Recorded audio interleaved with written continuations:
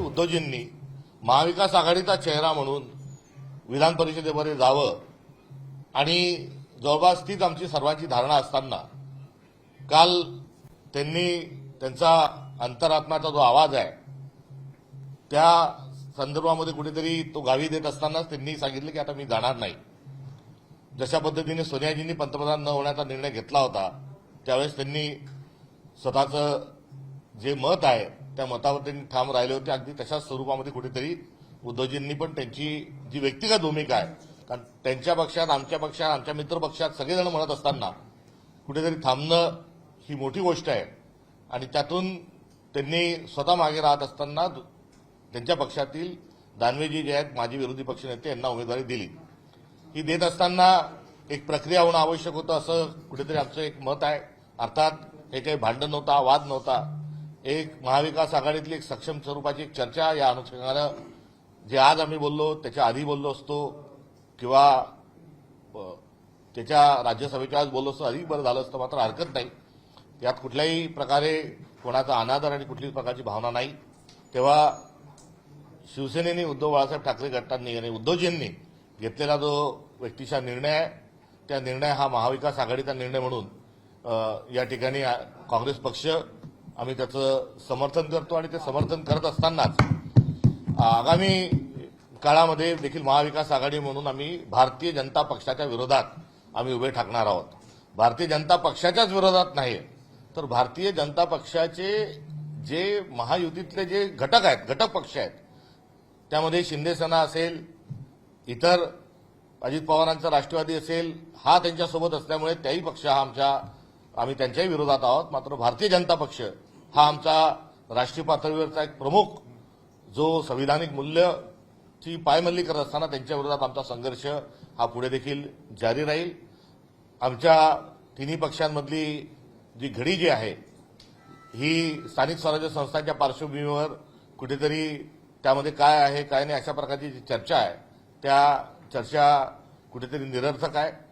अधिक संवाद वृद्धिंगत केला पाहिजे या मतावर आम्ही सर्वजण तिथे ठाम आहोत. त्यामुळे येणाऱ्या सर्व ज्या निवडणुका आहेत किंवा राजकीय ज्या भूमिका आहेत स्थानिक स्वराज्य संस्थांमध्ये तिन्ही पक्ष एकत्रितरित्या स्ट्रॅटेजी ठरवतील. त्यामुळे पुढे आम्ही कायम राहू. पुढच्या येणाऱ्या ज्या विधान परिषदेच्या आणि राज्यसभेच्या ज्या काही जागा राहतील त्या जागांमध्ये देखील आमची आघाडी राहील. आज दीर्घ प्रकारची चर्चा आमची ही उद्धव बाळासाहेब ठाकरे शिवसेना गटाची आमच्या तिच्यासोबत झाली. सविस्तर स्वरूपामध्ये आम्ही बोललो. या निवडणुका लागल्या तेव्हा सर्वप्रथम काँग्रेस पक्षाचा प्रदेशाध्यक्ष नात्यानं मी सुप्रियाताईंना फोन लावला आणि तेव्हा महिला आरक्षणाचं विधेयक चालू असताना त्या देखील सभागृहात थोडा वेळ त्यांना मिळाला तेव्हा बाहेरून त्यांनी चर्चा केली आणि मी त्यांना समन्वयाच्या अनुषंगाने त्यांना गळ घातली होती की कुठेतरी आपण समन्वयाची भूमिका ही घ्यावी आणि या सर्व निर्णयामध्ये आपण शेवटच्या दिवशीच्या आधी हे सर्व निर्णय होतील या अनुषंगाने त्यांच्याकडूनही मी अपेक्षा व्यक्त केली. आता पुढच्या ज्या सर्व निर्णय आहेत त्या निर्णयामध्ये राष्ट्रवादी गटाला एक जागा राज्यसभेच्या अनुषंगाने गेली. विधान परिषदेमध्ये आज महाविकास आघाडीचे उमेदवार जात आहेत.